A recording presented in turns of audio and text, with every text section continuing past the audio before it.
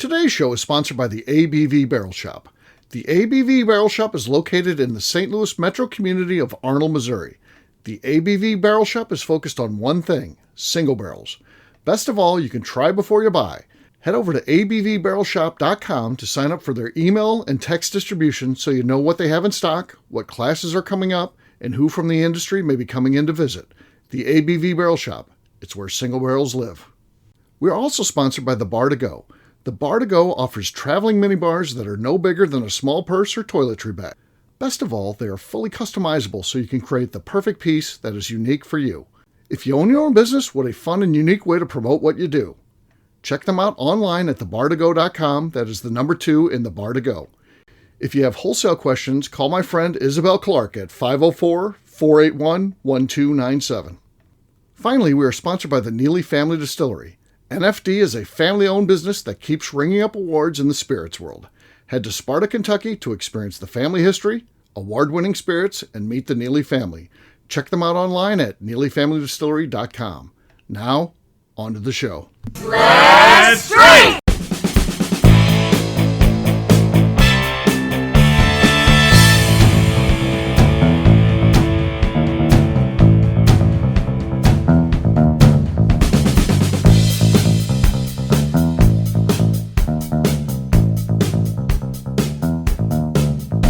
Welcome to the Bourbon Daily, the podcast about everything bourbon delivered to you every day of the week. Today on the show, we talk about the sticky wicket known as Resurrected brands. I wonder why she said that. That's a weird saying. Well, that's awkward. You made it. My name is Justine Mays. Please join me in welcoming my co-host Steve Akeley, along with our special guests, Bo Cumberland, Luke Otero, and Linda Modica. Hey, gang, what's up? Hey. Hey, everybody. Welcome, Linda. Hey. Yeah.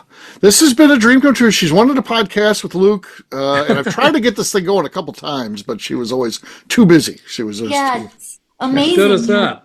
84, you don't look it. I want to know all your secrets. all his secrets, how he gets it's his skin conditioning. So yes. Yeah, and the hair, the famous hair. So yes. Well, if you listen to all the podcasts, I give little clues and hints throughout. So Yeah. Oh, okay. You got to listen in totality, and you'll get He's like the Taylor Swift of 84-year-olds, and he throws little clues every so often. You got to listen to the background. Yeah. I'm going to be contracting with Bo Cumberland to document my life story, and you'll find out it all, just like Taylor Swift. You know. Okay, that's good. Bo, are you in? I'm in 100%. You're looking for it. Yeah.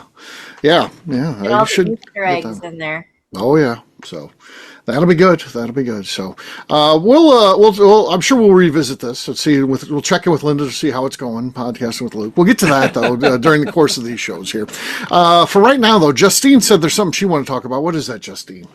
So I saw on somebody's Instagram story earlier. They do those dumb/funny things where the movie that was number 1 on your 10th birthday is like how your 2026 is going to go. Okay. So what was the number 1 movie on your 10th birthday? All right. Everybody Google. Everyone Google. This is good for an audio show as we Google. Yeah. So you can do the Jeopardy music, the right. We could have done this in advance, in preparation, but no, not us. We just do it live, Whatever. It shouldn't take you that long to. All right, I got mine. Mine. All right. Well, go ahead, Bo. So I just tell you what movie? Yeah. Well, I'm in trouble because the number 1 movie when I was 10 years old, which would have been December 26, 1984, was Ghostbusters. That's a good one. Why? Well, that means I'm about to be haunted this year. Okay. Well, I guess maybe it's not as good it's how your 2026 is going to go? Yeah. Oh, that's not as good, Bo. Don't be I don't know what that means. Yeah. You need to get some sage. Some sage. Okay. Yeah. I've got mine, Justine. Okay, go for it. So 1971, in January of 1971, the number one movie was Love Story with Ryan O'Neal and Ellie. So this is how your 2026 is going. It's going to be a love story. How nice is that? And you guys can Google this to verify. I've got on February 12th, 1978. That's when it was my 10th birthday. A movie called The Betsy. I've never heard of it. I don't remember it. Second place was Close Encounters of the Third Kind, but if it's number one, it's The Betsy. So it's a mystery as to what that might mean. I don't know what that movie is. I've never heard of it. I've never I've heard of the other one, the Close Encounters of the. Right. Star Wars was going strong too. Still, it was a summer release. It was in third, but I never heard of The Betsy at all. Let's see. They got the movie poster for it. It's Laurence Olivier, Robert Duvall, Catherine Boss, don't know that. Tommy Lee Jones, I guess a young Tommy Lee Jones. Jane Alexander, Harold Robbins, The Betsy. I don't know what that. Okay. The Betsy. It's a mystery. Linda? Mine also was Ghostbusters. Really? Yeah, it must have been up for a little bit, but yeah, Wow. mine was up. And also something called Teachers that I've never heard of. Teachers. I've Okay. never heard of that either. Okay. Justine, what was yours? Yours had to be a good one. Otherwise, you wouldn't have had us do this. So It was Lethal Weapon. Lethal Weapon. There it is. Okay. Okay. There you go. I had two of the other girls that I work with. They did theirs, and one was Three Fugitives, Okay. and the other one was First Blood. First Blood. Okay. We have a lot of violence in our A future. lot of violence. Yeah. Yeah. Yeah, Oh, I wonder what the Betsy is about. Now I'll have to look that up. yeah. I'll have to see it's available on YouTube, my favorite TV station. Well, that was a good one, Justine. I mean, Yeah. yeah. So it's some interesting picks, that's for sure. So That just makes Yeah. me wonder how long Ghostbusters was actually on the top movie for then. Is that mine is October and yours is December and it was still the same. well, that was a huge movie. Yeah. Yeah. For those of us that were around, the other three of us, that was just a big movie. So It's I've just watched it a couple weeks ago. I still love watching it. yeah, well, yeah, it is a good one for sure. Luke, you remember that one when it came out? Ghostbusters? I do.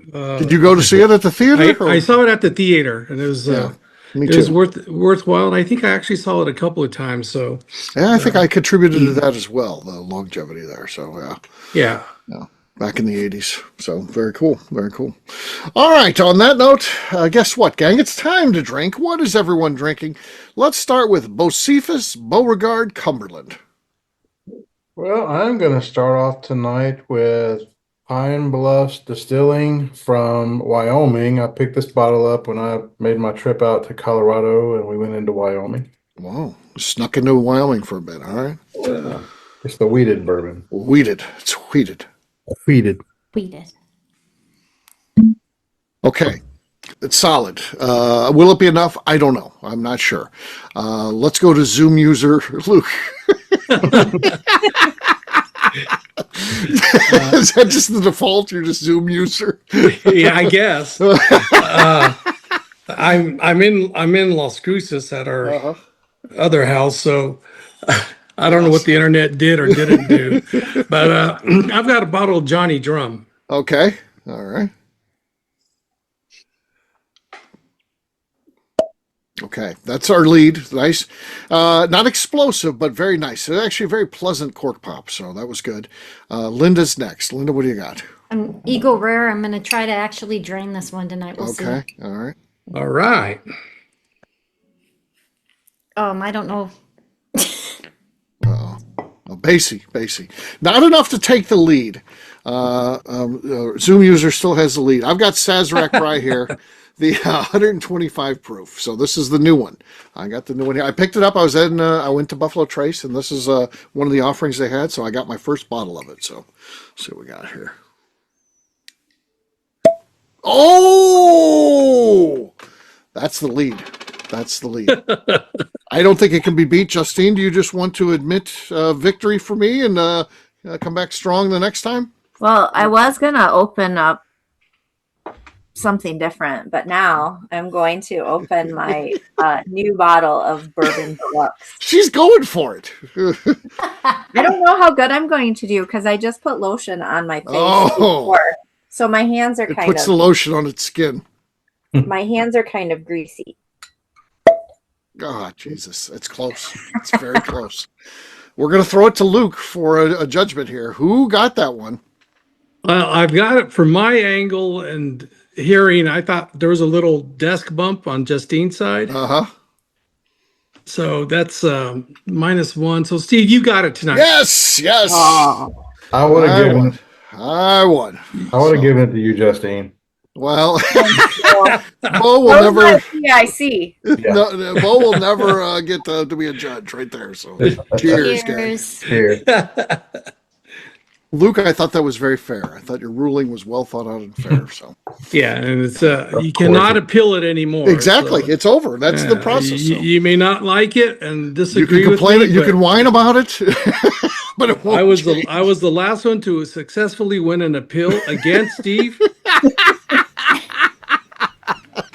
Yes, yeah. If it doesn't go to the judge, you can't appeal to Swyat. It then comes down to him. But yeah, if we throw it to a judge, it sticks. So there you go. Yeah. All right, we'll take a quick break, and then when we come back, we're going to talk about what Justine weirdly calls sticky wickets, the resurrected brands. We'll talk about those and what all that's about after the break.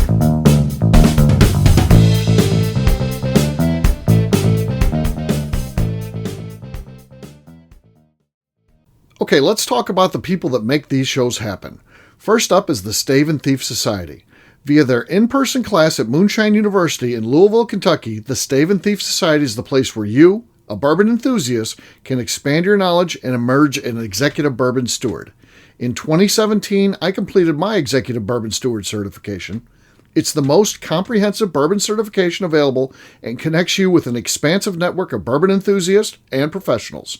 Check out the full listing of in-person and online certifications and join the society today by enrolling at staveandthief.com. Speaking of executive bourbon steward certification, the ABV Barrel Shop in St. Louis, Missouri has developed a unique partnership with the Stave and Thief Society to offer a preparatory class to assist you in getting your executive bourbon steward certification. This prep class costs only $25 and is available to take live or online via Zoom. Graduates of our class receive a coupon code good for 15% off your executive bourbon steward certification held in Louisville, Kentucky.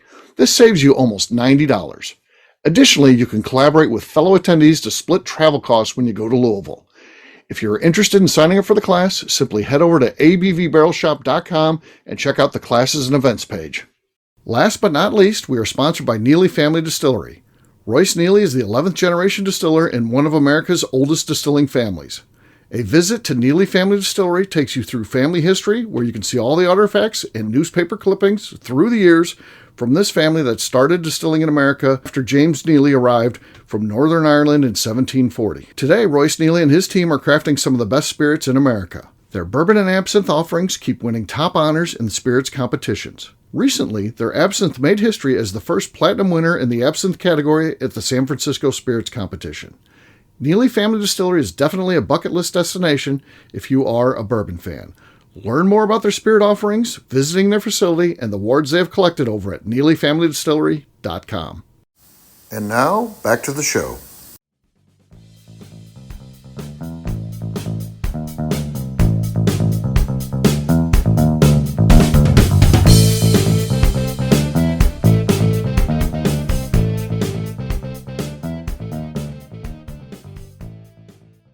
I'm Pepper Roth, and you're listening to the Bourbon Daily.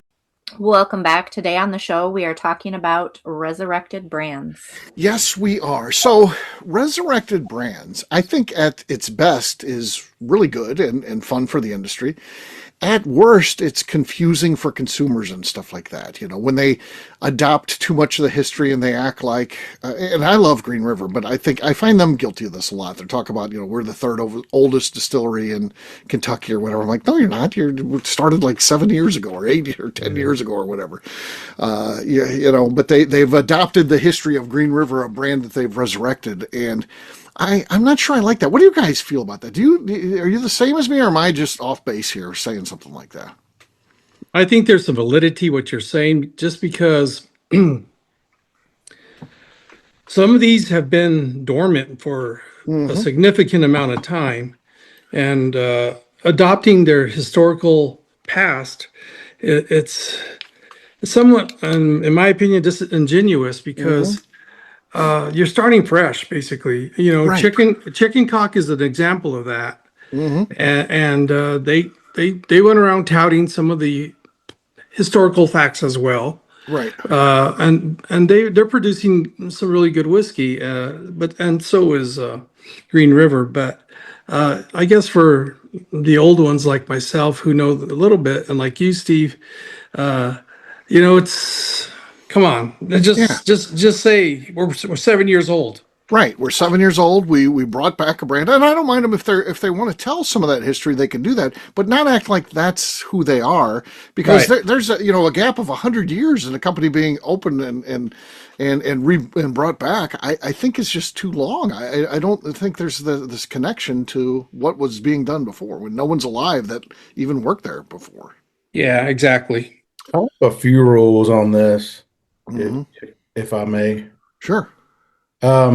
I do not like it when distilleries revive a brand and then somehow find a way to use that brand to advance their distillery DSP number, Uh-huh. get ahead of the game.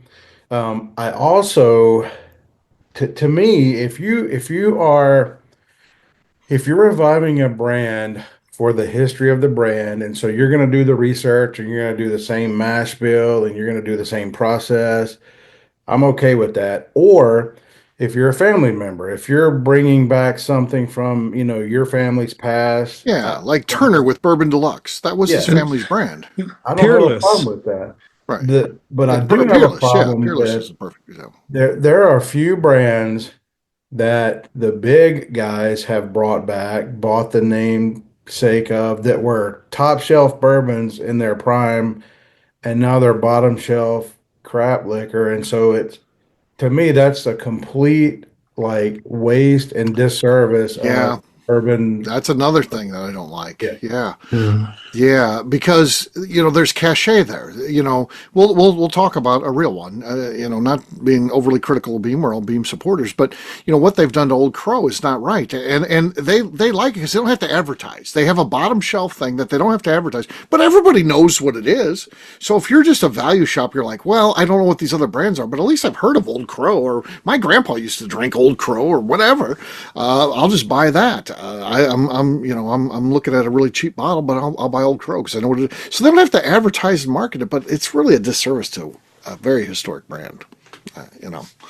It's not going to be the same product. It's Right. like Exactly. it's like this happens in fashion too. Like you'll have stuff that's like super popular when you're in high school, and then all of a sudden, like Walmart has that brand, Uh-huh. but it's not the same thing at all. Right. Like, it's not the same quality. It's not. Yeah. I get that it's not the same quality, but if you have some vested interest in it, like if that brand was your grandfather's brand, or whatever, you're gonna put way more into making it the best it can possibly be, versus somebody who just bought, I don't know why Beam has the brand. I mean, it passed down, they bought the distillery, it came, whatever. And so they're gonna put it out just to put it out. But, I think if you have some vested interest, you are going to put a lot into it. And there's several exammes of Yeah. that. Peerless being probably Yeah, the I was best one. thinking Yeah, that's, Peerless, that one's really reviving of family history, and and they've talked about that. But you also don't get confused that Peerless, you don't walk away from one of their tours or something and being like, wow, this brand's been in business 130 years or whatever it is. You're like, oh, Right. this is somebody who had a dream of bringing back a brand that was in this family's history. And I think that's the right way to do it. I think bringing back brands is kind of fun. I just don't like being dishonest, or they're not necessarily being dishonest. They're just not telling the full truth, which kind of is, in some ways, if you look at it, is a little dishonest. But yeah. That's what I don't like. Peerless is a perfect example. I said earlier, I don't like it when they can bring back something to get higher in the DSP. They did that. That was their DSP from back then, but they are crystal clear that they haven't been around for, Right. 100 something years. So yeah, they preface that with the truth, and that feels good. That feels good. Yeah. Yeah, I think something like Peerless, where they disclose that, or if you, like you said, have some connection to the past, whether it's family or you find the actual old recipe, or you can figure out, take it to Pat Heist and figure out reverse engineer it. Yeah. Right. Yeah, so you can actually replicate what it was at that time as close as possible. I think that resurrecting is cool. Like you're trying to have the same kind of juice. You're going about it the right way to have the same kind of taste, and you've done your research and stuff. Yeah, and didn't Turner Wathen do that for his?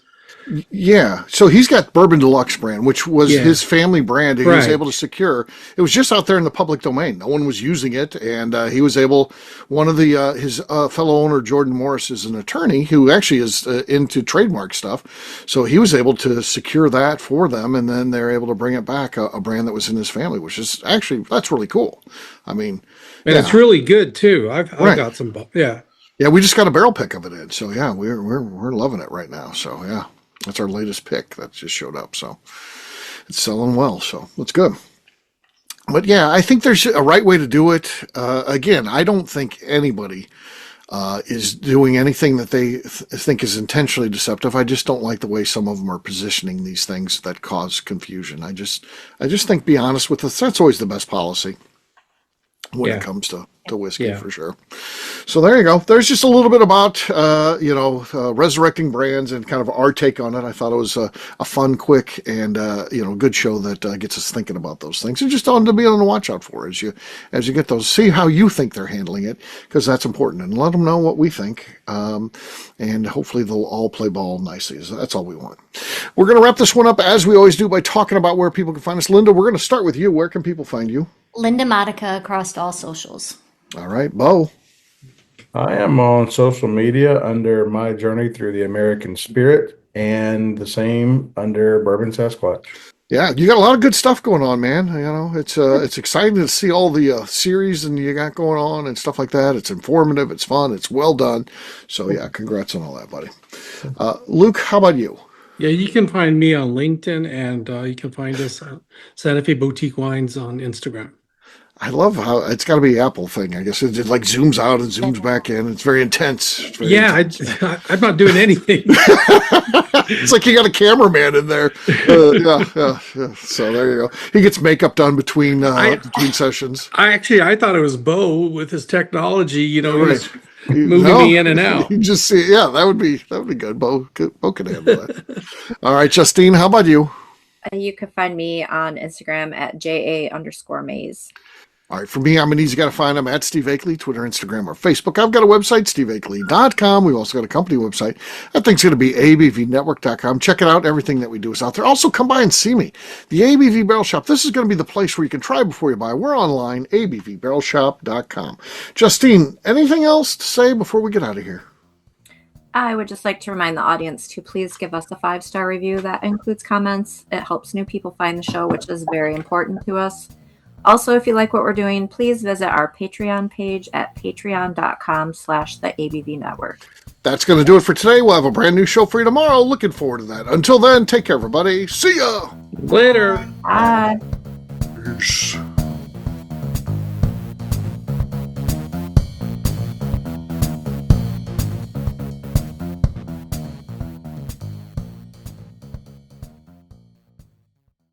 Before we let you go, let's talk about one last thing. The ABV Barrel Shop in the St. Louis community of Arnold, Missouri. The ABV Barrel Shop is focused on a couple of things. First of all, single barrels. We are the place where single barrels live. We go to distilleries, taste through the whiskey, select the best barrel, and have it shipped to our store where we present it to you, our customers, by allowing you to try before you buy. We're also known for the classes that we have in our education center in the store, as well as the events we have with industry professionals from the bourbon business. If you are in the St. Louis area, please come by and visit us at 6 Fox Valley Center in Arnold, Missouri, or at a minimum, at least sign up for our email and text distribution so you know exactly what's going on in our shop over at abvbarrelshop.com.